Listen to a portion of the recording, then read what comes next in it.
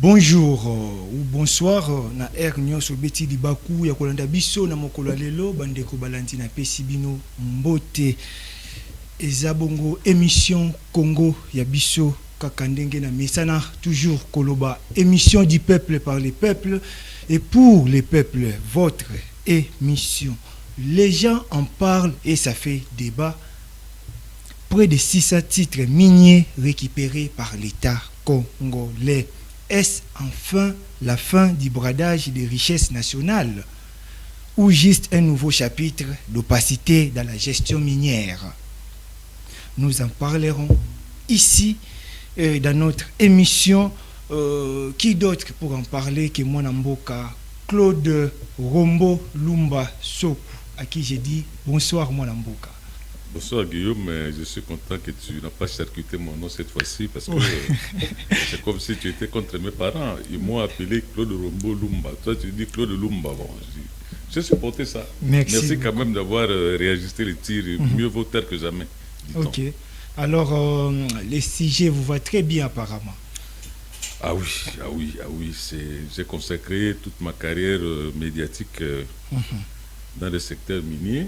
Donc je suis aise pour parler de ça. Alors, dès l'entrée, j'aimerais savoir qu'est-ce que signifie concrètement la récupération des titres. Bon, ça veut dire que c'est une procédure administrative qui consiste à remettre dans le domaine public de l'État des titres que des gens avaient demandés, qu'on leur avait accordés, mais pour une raison ou une autre, ils ont failli, ils ont violé la loi. Et selon que le code minier, le code et le règlement minier le prévoient, celui qui a donné les titres, dont le cadastre minier, a compris que ces titres-là, on doit retirer ça. Très bien. Donc les titres sont rentrés dans le domaine public de l'État. Près de 600 titres miniers ont été récupérés par le gouvernement congolais. Kasi avant de aborder bongo sujet nabiso, ceux qui n'ont parlé même langage na régie, au pesinga vidéo wana ya DG Popol Mabolia, il y a cadastre minier, et après tout coutani juste après pour nous analyser. À ses instructions, il nous a écrit par note qu'il a donné il y a, je crois, cela 3 semaines, un mois, de faire une pause avec les demandes pour qu'on puisse un peu assainir le marché en vue de revoir notre stratégie, comment est-ce que nous allons travailler, vu que demain nous devons maintenant répondre aux sollicitations et des demandes venant de l'Amérique et d'autres pays. Tout en saluant le leadership du CAMI dans cette opération, le ministre des Mines appelle à une mobilisation élargie de toutes les institutions du secteur minier, afin de garantir la... Très bien. Bouchouana Kolanda, Mwanamboka Popol Mabolia, Yazabongo, DG ya cadastre minier, Mwanamboka Claude Lumba. Réaction na yo. Bon, je suis parmi les gens qui souhaitaient vraiment qu'on soit rigoureux dans ma cambone à gestion de titres miniers. Parce que, en principe, par rapport à potentiel minier à Mbokanabiso, le Congo ne pouvait pas avoir un budget de 16 milliards. Bien qu'on ait fait des efforts aujourd'hui, depuis après le départ de l'ancien président Joseph Kabila, avec Félix, on est allé jusqu'on a atteint 16 milliards. C'est des efforts évidemment, mais par rapport au budget de nos voisins, je crois que notre budget est vraiment insignifiant. Et tout ça, c'est parce qu'il y a eu beaucoup de légèreté dans la gestion des choses, des biens, des avoirs de l'État. Et là, c'est un cas qui mérite des félicitations. Seulement que, comme on va voir au cours de l'émission, il faut que les choses se soient faites de la bonne manière pour qu'effectivement, ici, ça soit une réponse que le gouvernement congolais donne à ses opposants qui sont allés dire que le Congo avait déjà tout vendu, que le Congo n'a rien à offrir aux Américains. Mais voilà qu'il y a eu une aubaine, il y a des choses qui sont disponibles. Et donc, comme dit, les miniers États-Unis et RDC trouvent sur la table des choses importantes. La RDC a toujours des choses à donner. On a dit qu'il n'y en avait plus. Il y a eu des opposants qui sont allés faire du lobbying à l'extérieur pour dire non, le Congo a déjà tout vendu, on est en train de vous vendre le vent. Alors qu'il y en avait. Il y en a, la preuve est là. Alors, j'aimerais savoir quelles sont les raisons qui ont conduit l'État congolais à récupérer plus de 600 titres miniers et des carrières. Bon, selon les règlements et le code minier, il y a plusieurs choses qu'il faille faire. Des conditions qu'il faut remplir pour garder son titre en validité. Comme prenons par exemple que vous n'avez pas respecté les contraintes environnementales. par exemple. Si vous faites une exploitation et que vous polluez les rivières, ça fait que les poissons meurent, ça fait que les populations qui prennent cette eau-là, ils sont infectés. Ok. On se dit là, ça c'est grave. Il y a par exemple les gens qui ont des titres miniers mais qui ne payent pas les droits superficiels, qu'on paye chaque année au plus tard le 30 mars. Il existe des gens comme ça? Oui, non, l'impôt, c'est comme un impôt. C'est comme un impôt. Même l'impôt, quand vous avez une maison, vous devez payer l'impôt. Ça aussi, c'est l'impôt de cette... Parce que quand on a une concession minière, c'est une propriété de l'État. Vous devez payer chaque année, au plus tard le 30 mars, vous devez payer. Mais quand vous n'avez pas payé, on vous met en demeure, vous ne payez pas. On peut résilier. Il y a aussi les cas où quelqu'un a reçu des titres pour exploiter et il n'exploite pas.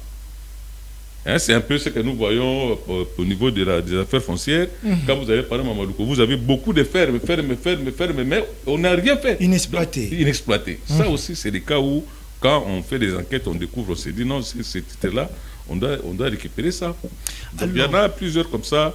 Quand vous voyez dans les codes et les règlements miniers, vous pouvez retrouver des cas de flagrance où, effectivement, l'État est obligé de retirer les titres à un détenteur. Alors, plusieurs gens qui nous suivent à la maison ou sur notre chaîne YouTube, Congo Yabiso TV, aimeraient savoir quel type de titres sont concernés.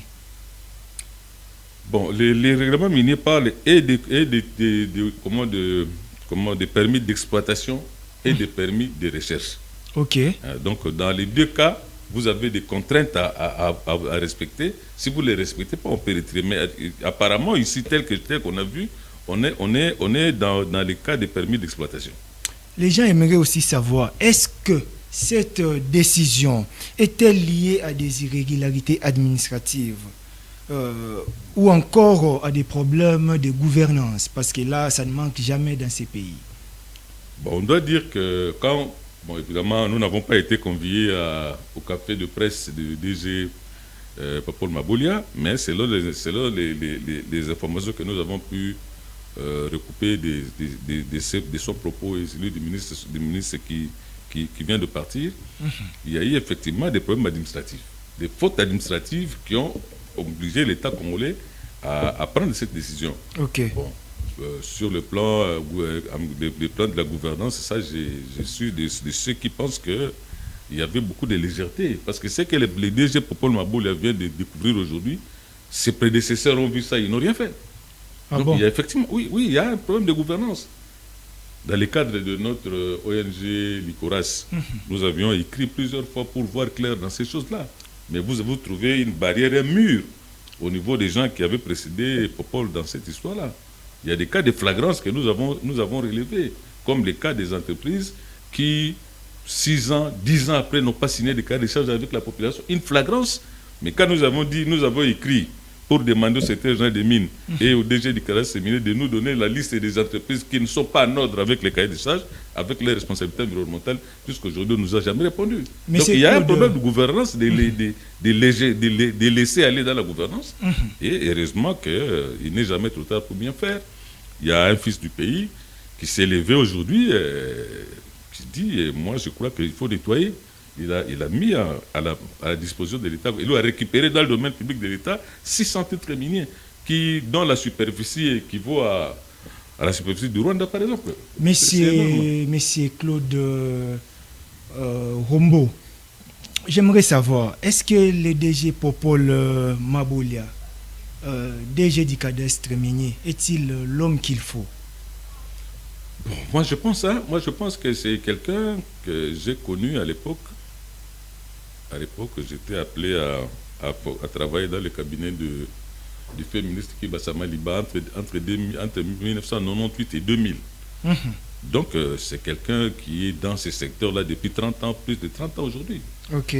Donc c'est vraiment un homme qui connaît. Et la preuve, c'est qu'à peine arrivé, il commence à faire, il bouscule plein de choses. Parce que, par exemple, les premiers quoi qu'il a eu avec la presse, c'est quand il a acheté l'immeuble de Sabena. Mais quand même,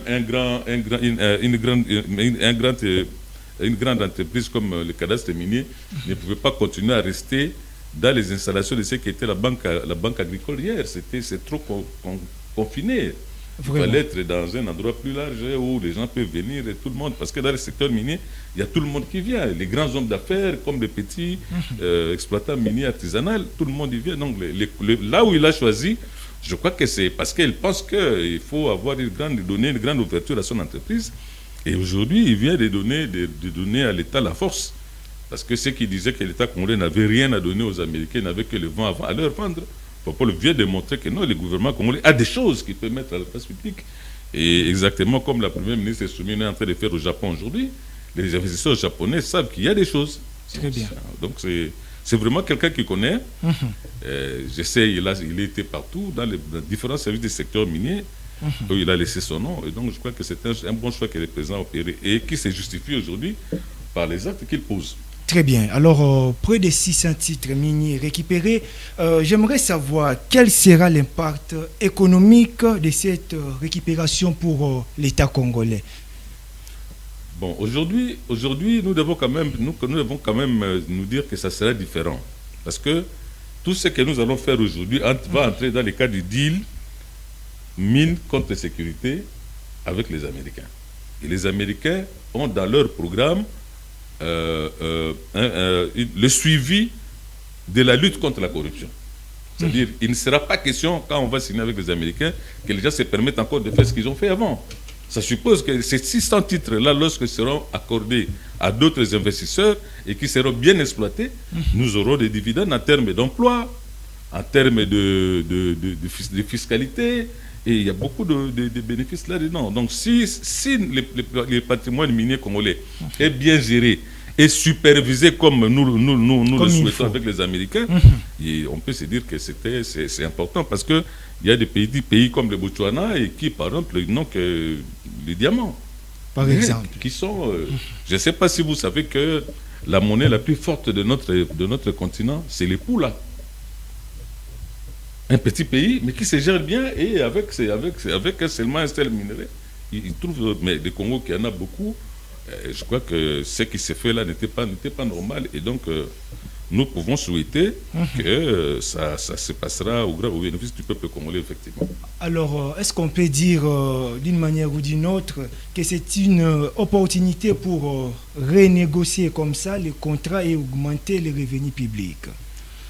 Oui, ça c'est vrai. Ça c'est vrai parce que je vous rappelle dans l'histoire que ce qui s'est fait aujourd'hui a commencé depuis assez longtemps. Sous Mobutu déjà, avec ce qu'on a appelé la commission Lutundula. Sous Mobutu, le Parlement de l'époque avait dit les minerais congolais est mal gérés et il faut que les députés voulaient voir clair là-dessus. Ils ont mis en place ce qu'on a appelé la commission Lutundula en 1996. C'est-à-dire que la première commission d'ailleurs. Commission Lutundula. C'est dans les secteurs. Parce qu'à l'époque, c'est là où, sous Kwengo Adondo, il avait été planifié le dépiéçage de la Gécamine. Ok. Hein, on a dit, on a mis beaucoup de partis, on a donné à des gens, des amis et tout ça. Et le Parlement de l'époque a dit non, on doit voir clair dessus. Ils ont mis en place la commission Lutundula qui a travaillé de 1996 à 2003. Et là aussi, on avait trouvé que il y avait par exemple ce qui était important là-dedans. On avait il y avait un contrat qu'on a appelé le contrat Emaxon. Je crois que ce contrat-là, c'est le contrat qui a mis la MIBA dans la situation elle est jusqu'à aujourd'hui. On a dit que la MIBA avait des problèmes et quelqu'un a donné 15 millions à la MIBA pour se refaire.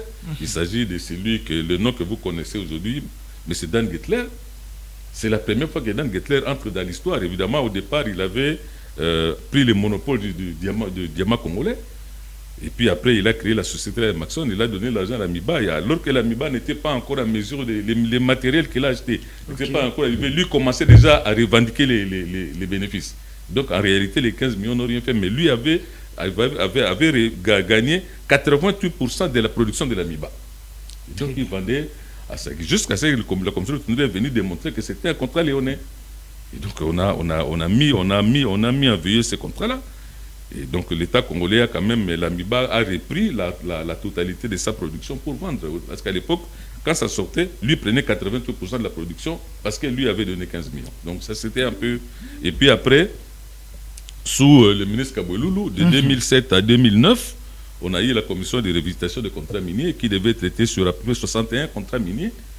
Et au bout desquels on a dit qu'il y avait 37 contrats à renégocier et 24 à résilier, comme on vient de faire là. Il fallait récupérer. C'était vraiment nécessaire. C'était nécessaire, et on s'est battu pour ça, mais les dividendes, c'était qu'il y a eu entre 315 et 325 millions de dollars qui avaient été récupérés par le Trésor public.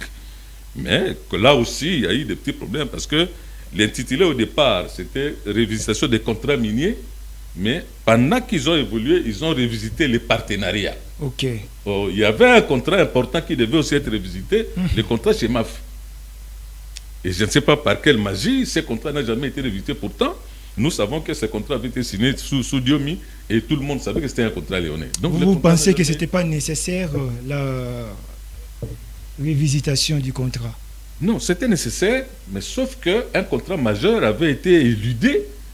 Pour quelle cause? Nous, on ne sait pas. Bon, nous, on était parmi les ONG et les gens qui nous nous sommes battus pour que le contrat chez MAF aussi soit révisité, parce que tout le monde sait que le contrat était signé sous Diomi Dongala et que le contrat avait des dessous des cartes.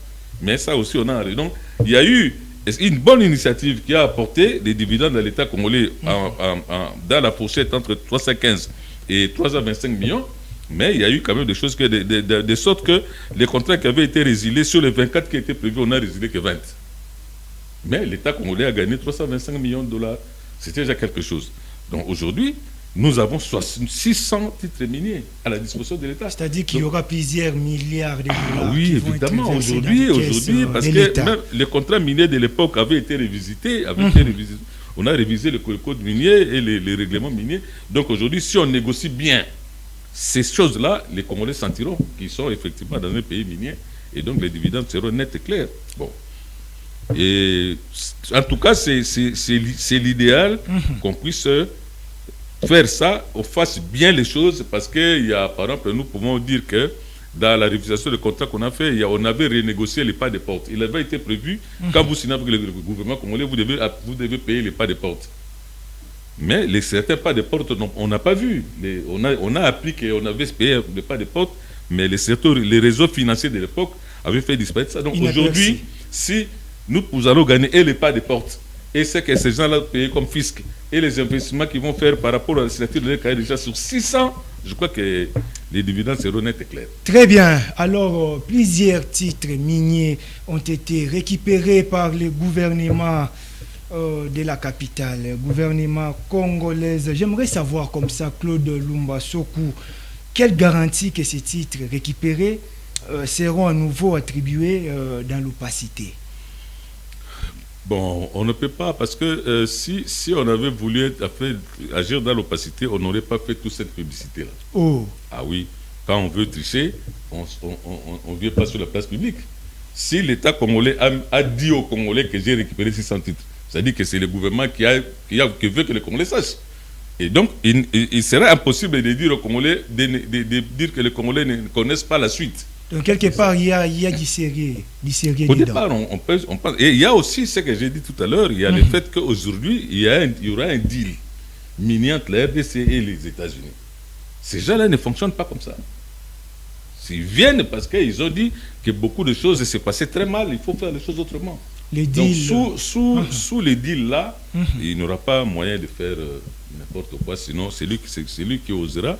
Les deals que plusieurs contestent en disant que ils ont offrir bonne opportunité aux États-Unis pour gagner plus que Bissomoko pays. Bon, ça c'était le langage des opposants. Vous savez, moi je crois quand même qu'à un moment donné, les opposants devaient commencer à penser pays. Parce que, qu'est-ce que nous avons gagné? Alingete venait de nous démontrer que ce qu'on avait appelé le contrat du siècle signé avec la Chine, c'était une vaste escroquerie. Une vaste escroquerie. Dans quel sens? Non, mais les gens ont dit vous prenez nos minéraux, vous faites des infrastructures. Mais lorsqu'on a fait l'évaluation, on s'est rendu compte que l'infrastructure, il n'y avait rien du tout. Ce sont les Chinois qui se sont enrichis. Et avec les Chinois, ceux qui géraient ces contrats, le suivi de ces contrats-là. Il y en a même qui ont dû quitter le pays. Très bien. C'est lui qui gérait le comité de suivi des contrats chinois. Lorsqu'on a commencé à bousculer, les sénateurs là s'est retrouvés en Belgique.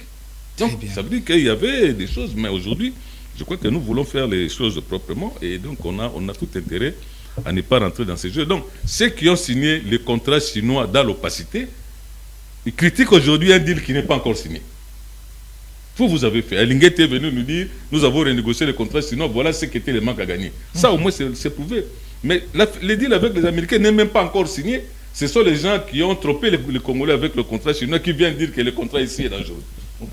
C'est inconcevable. Inconcevable. Très bien. Alors, mesdames et messieurs, je vous demande comme ça de vous abonner rapidement sur notre chaîne YouTube Congo Yabiso TV Congo avec K majuscule. C'est vrai que nous avons parlé des enjeux économiques, mais il existe également les enjeux juridiques et institutionnels que j'aimerais qu'on aborde rapidement dans cette émission comme ça pour gagner du temps. Monsieur Claude Lumba, j'aimerais savoir quelle est la base légale qui a permis cette récupération des titres miniers. Bon, c'est comme j'ai dit tout à l'heure, la base légale, c'est les codes et les règlements miniers. Qui sont les lois qui gèrent le secteur. Donc, et les lois ont prévu qu'en cas de telle violation, il y a telle sanction. Alors, les entreprises concernées peuvent-elles contester cette décision devant les tribunaux? Évidemment, parce que c'est comme, c'est-à-dire que tout celui qui sent qu'un jugement a été rendu à sa défaveur peut aller. Il y a des structures au niveau international qui traitent les contentieux dans ce sens-là. Et je dirais ici que l'État congolais a déjà connu ces cas-là. Mais les cas les plus flagrants, c'est le cas de First Quantum. First Quantum Minerals, une entreprise qui était à Sakania, à Bukatanga là-bas. Bon, il est venu dans la tête de dirigeants congolais de l'époque, avec en tête Augustin Katumamonke, qui avait travaillé avec le cabinet Merimou Kene Wafwana. À l'époque du DG du cadastre minier Jean-Félix Mopande pour retirer les titres de First Quantum Minerals. Ils ont avancé un certain nombre de motifs, mais lorsque cette entreprise est allée en contentieux, c'est le gouvernement congolais qui a perdu, au point qu'on a obligé le gouvernement congolais à payer à First Quantum 1 milliard. L'amende. Oui, à hauteur de 1 milliard de dollars. Évidemment, ça s'est passé en compensation. Parce que First Quantum, selon que j'ai parlé avec un de ses dirigeants de l'époque, M. Raphaël, s'était installé en Zambie et ils avaient demandé que les Congolais, la RDC puisse permettre à ce qu'ils puissent récupérer cet argent en brut qui est traité en Zambie. Donc le gouvernement a perdu. Il y a en cours, pendant que nous parlons ici, il y a un autre contentieux à Manono pour l'exploitation du lithium. Il y a la société AVZ qui avait signé un contrat avec le gouvernement congolais pour l'exploitation du lithium, mais qui, pour certaines raisons, n'a pas respecté les codes. Non, pour certaines raisons évoquées par le gouvernement congolais, cette entreprise était défaillante ou avait violé les codes et règlements miniers. Et donc, il fallait récupérer cette concession pour donner ce que... Il y a une société américaine, Cobalt, avec Bill Gates et Bezos, qui veulent faire, mais là-dedans, c'est celui qui était là-dedans avant eux, en train de réclamer. Aujourd'hui, on parle de plus d'1 milliard de dollars ou 12 millions de dollars, 120 millions de dollars qu'il faut payer à VZ. Donc, il y a des contentieux comme ça qui existent quand on n'a pas été rigoureux dans le respect de la procédure qui doit déboucher sur la résiliation des titres. Donc, mais est-ce que les cadastres miniers et les institutions de contrôle sont-ils suffisamment renforcés pour éviter les retombées dans le même problème? Bon, je pense bien parce que tout ce que j'ai dit ici, c'est des choses que le DG Popol Maboli a vécu. Ah bon? Ah oui, tout ça, il a vécu. Parce qu'il est dans la maison. Il est dans les secteurs depuis tout ce temps. Il a connu la commission de Tundula, il a connu la commission de vérification des contrats miniers, et aujourd'hui, lui, il vient dire, moi, je résilie, je récupère 600 titres miniers. Et il sait que Si en récupérant 20 titres miniers, on a perdu de procès en contentieux international qui a valu des milliards, comme avec First Quantum. Si donc aujourd'hui nous perdons les procès avec les 600, ça suppose que c'est énorme. Sauf que ce qui vient de se passer maintenant, il y a une particularité. C'est le cas par exemple de Nanga. Nanga a commencé à dire j'avais mon carré minier, comment retirer. Corneille Nanga. Mais comment tu as eu ça? Parce qu'il y a une procédure pour acquérir. Si il avait commencé à exploiter un carré minier sans titre, on devait récupérer. Bon, ici aussi, les noms qu'on cite comme détenteurs de ces carrés miniers, la majorité c'est des politiques. Oh. Oui, on parle des présidents Obasanjo, on parle des présidents Sassou Nguesso, on parle des présidents Kagame, on parle des présidents Ruto. Mais comment ils ont eu ça? Justement, ça veut dire que la procédure d'octroi était politique. Très bien. Sans trop respecter la procédure administrative retenue dans les codes miniers. Donc on pense que ce sera vraiment difficile que tous ces présidents-là viennent réclamer à RDC, réclamer que non. C'est-à-dire qu'on leur a donné des titres pour peut-être dire, bon, moi, Joseph Kabila, je vais rester au pouvoir, protégez-moi, et en contrepartie, je donne ceci. Alors, la majorité des bénéficiaires sont des... Il y a les présidents africains, il y a on n'a pas les Louis Michel, il y a des officiers militaires supérieurs rwandais, il y a les officiers ougandais, il y a des choses comme ça. C'est vraiment, vous sentez que c'est des choses qui avaient été accordées sans respect des normes. On donnait n'importe comment. C'est difficile que ces gens-là amènent le Congo en contentieux et qu'ils puissent gagner. Très bien. Alors, nous avançons petit à petit, mais lentement vers la fin. J'aimerais savoir également quelles sont les conséquences de cette décision pour les populations locales vivant dans les zones minières. Bon, c'est qu'on doit dire que le code minier révisé qui est en cours, mais c'est le code qui est en cours maintenant, a innové en introduisant la notion de la responsabilité sociétale et environnementale. Ok. Ça veut dire que quand vous exploitez, vous devez savoir que vous avez le droit de développer les milieux où vous exploitez, où vous avez l'obligation de mettre à disposition des populations affectées par votre exploitation une certaine quantité d'argent pour qu'ils puissent exploiter. C'est comme ça, c'est ce qu'on appelle le cahier des charges. Okay. Dans le cahier des charges, c'est question de dire, bon, par exemple, moi j'exploite à Mbanzangungu. À Mbanzangungu, j'ai dit, quand nous négocions avec la population, j'ai dit, j'ai mis à votre disposition 5 millions de dollars sur 5 ans. Parce que le cahier des charges est la durée de 5 ans. Dans les 5 ans, mais c'est la population de dire, dans les 5 millions de dollars, nous avons besoin d'une route. Non, nous avons besoin, par exemple, de 2 écoles. Nous avons besoin d'un hôpital, nous avons besoin de forages d'eau, nous avons besoin de panneaux solaires. C'est la population qui détermine ces besoins au regard, en fonction des montants de l'argent que l'entreprise a mis à sa disposition. Il y a ces négociations qui aboutissent à la signature d'un cahier de charges entre l'opérateur et les populations affectées par l'exploitation. Quel opérateur doit mettre à la disposition de cette population chaque 5 ans. Très bien. Et malheureusement, beaucoup d'entreprises n'ont pas fait. La preuve, c'est que quand vous faites des analyses aujourd'hui, on vous dit sur tout ce que nous avons comme entreprises minières au Congo, il n'y a qu'à peu près 40 entreprises qui ont signé des cahiers de charges. Mais est-ce que les communautés bénéficieront-elles d'une redistribution plus équitable des revenus ici de ces titres miniers? Oui, là c'est un problème.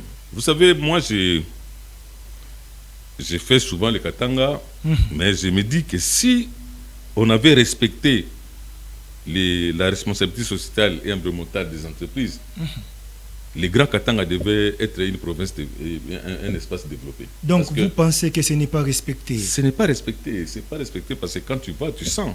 Tu te dis, ce n'est pas normal. Il y a beaucoup d'amis qui sont dans les... Il y a Maître Sabé Mande qui est dans la société spinale, les jeunes, ces histoires-là. Il y a des amis comme Oscar Rachidi à l'époque, il y a des défunts, Paul Kalenga et tout ça.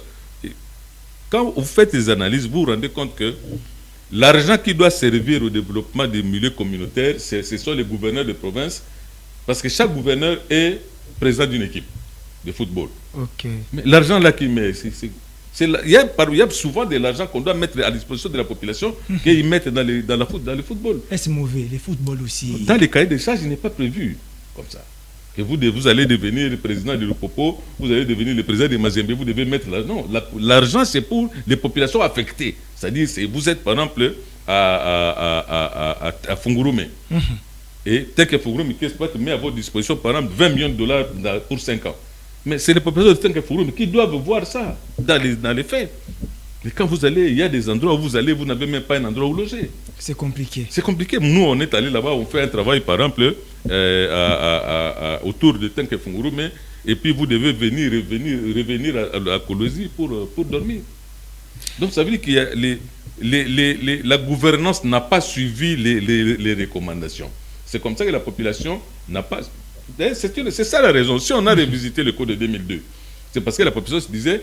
Moi, je ne tire pas profit de ce qu'on fait, la grande exploitation minière qu'on fait dans mon pays. La population ne se retrouvait pas. Je ne trouve pas. Parce que, tu sais, Guillaume, si tu vas aujourd'hui, tu vas de Lubumbashi à Kasumbalesa, dans une petite voiture comme un ketch, mais tu seras en danger. Parce que le nombre de véhicules de grand tonnage qui passent avec les minerais pour sortir, parce que pour eux, on leur dit, vous devez être à Durban, par exemple, dans 3 jours. Les chauffeurs là n'ont pas besoin de trouver un petit véhicule qui fait la il va tout ramasser au passage. Il risque de t'amener à l'extérieur. Donc, quand vous voyez le nombre de véhicules qui sortent, vous dites que le pays ne pouvait pas être pauvre. Donc, il y a un problème de gouvernance, effectivement, pour que la population, cette fois-ci, avec tout ce qu'il y a eu comme modification du code de règlement minier, la population se retrouve et la population sache qu'effectivement, je vis dans une zone minière. Est-ce que cette mesure s'inscrit-elle dans une volonté de lutter contre la corruption et l'opacité dans les secteurs miniers en République démocratique du Congo? Oui, parce que déjà, on a vu que depuis que le président de la République est en poste, est en fonction, il y a par exemple la réactivation de l'inspection générale des finances avec Alinguete. Et Alinguete n'avait pas de barrière, Alinguete est entré partout. Maintenant, je crois que nous aurons le temps d'en parler. Il y a un problème qui bloque la transparence dans les secteurs miniers. C'est l'inspection générale des mines qui a été mise en place n'a pas respecté les principes. Donc aujourd'hui, à l'issue d'une décision du Conseil d'État, on a suspendu les comités qui avaient été mis en place. Donc aujourd'hui, on peut dire que l'inspection générale des mines ne fonctionne pas. Alors que bien avant, la ministre Antoinette Samba n'avait pas permis non plus à la direction de l'inspection des mines de fonctionner. Donc nous pouvons dire que ça fait 4 ans aujourd'hui que la lutte contre la fraude minière ne se fait pas.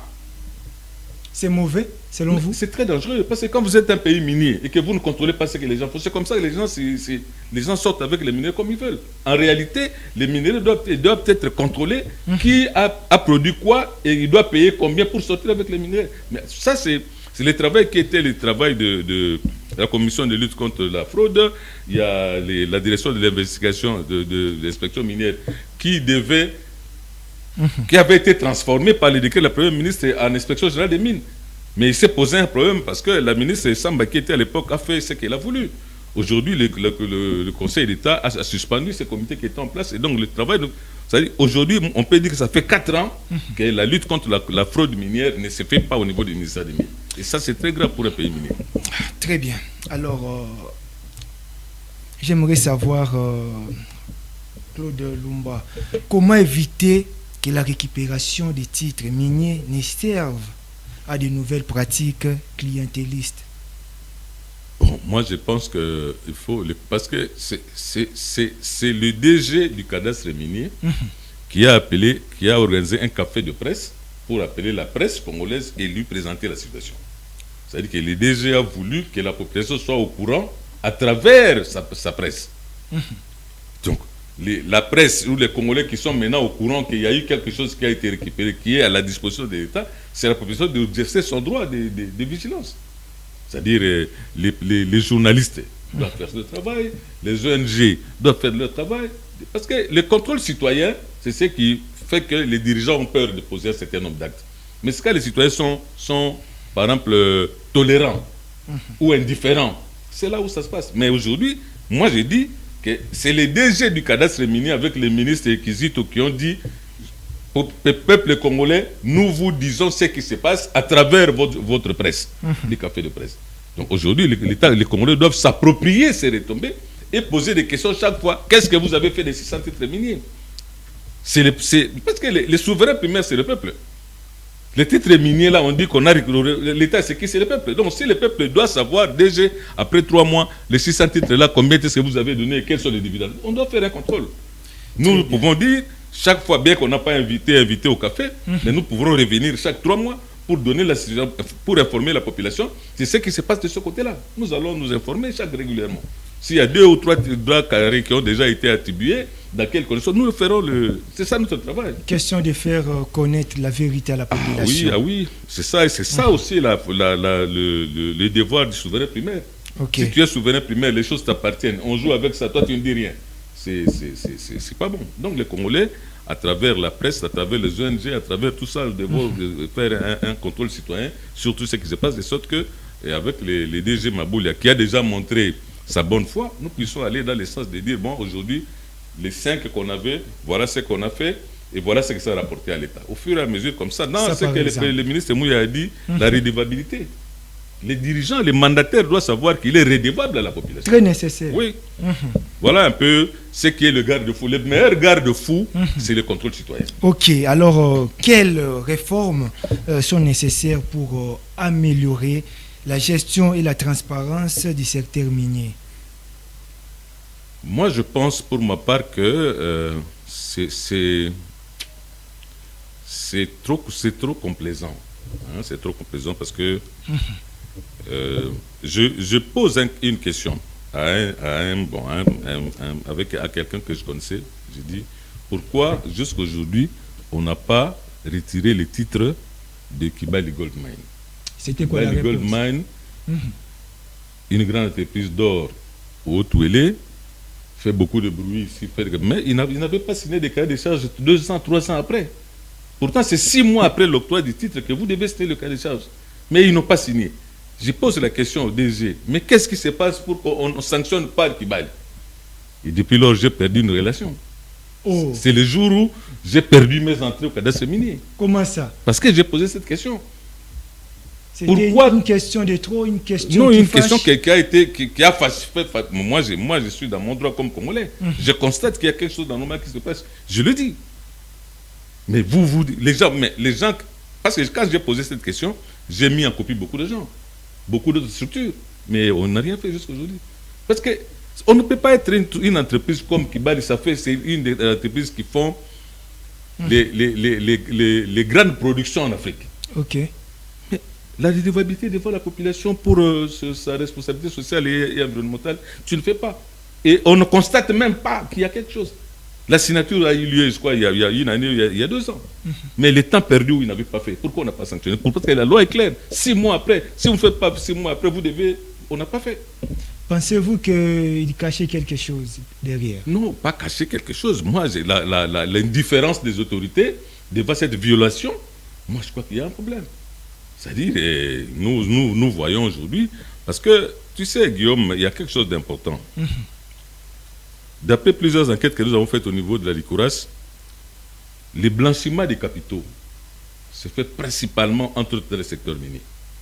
Beaucoup plus. De l'argent sale venu des magouilles. Nous avons par exemple vu dans le secteur minier, parce que pour blanchir $1 million, qu'on a eu par exemple dans la rétrocommission.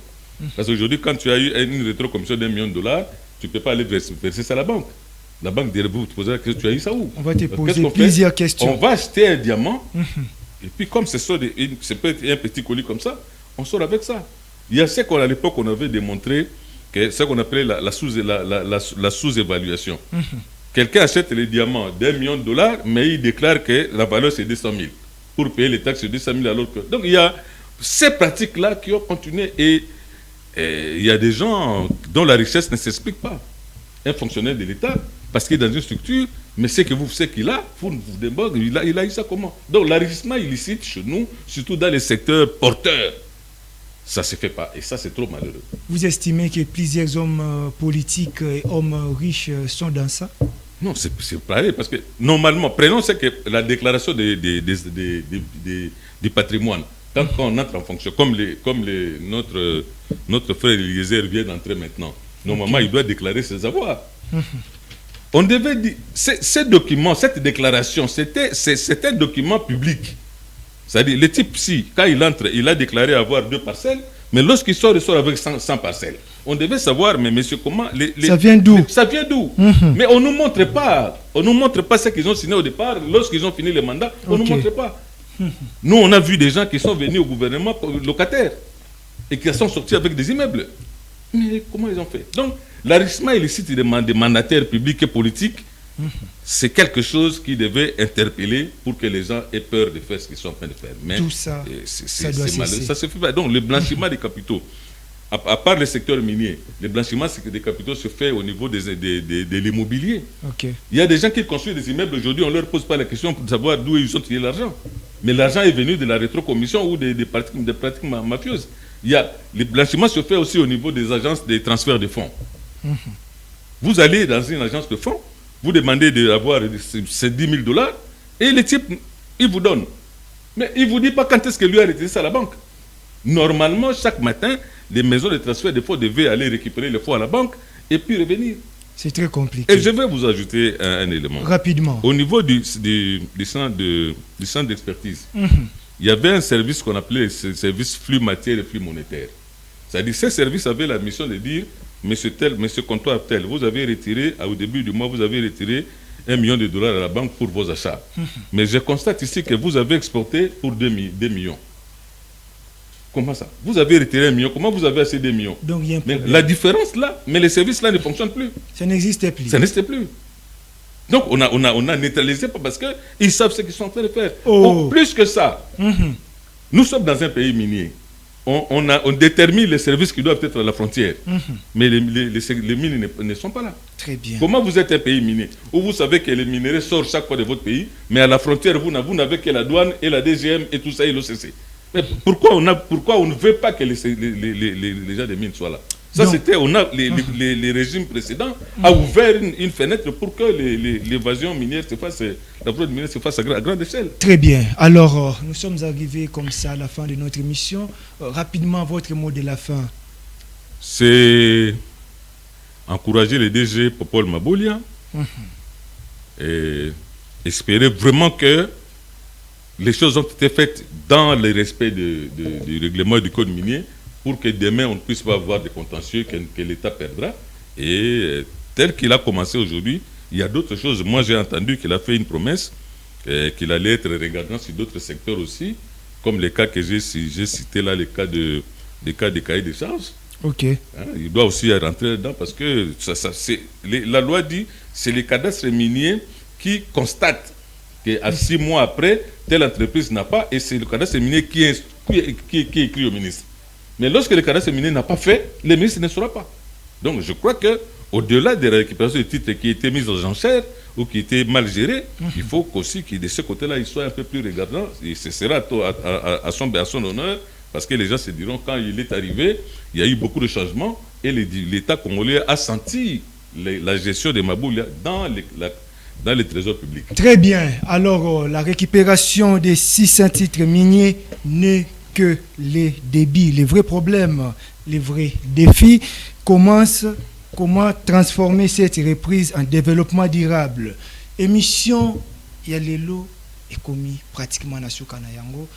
Ngana bino tokutani na nzela ya YouTube Congo ya Biso TV ou encore na page Facebook Nangai Guillaume Maswangi ou encore sur TikTok les mêmes noms. Au s'abonner, au partager, que ça la plaisir mingi. Tokutani prochainement. Merci. Tu as posé beaucoup de questions.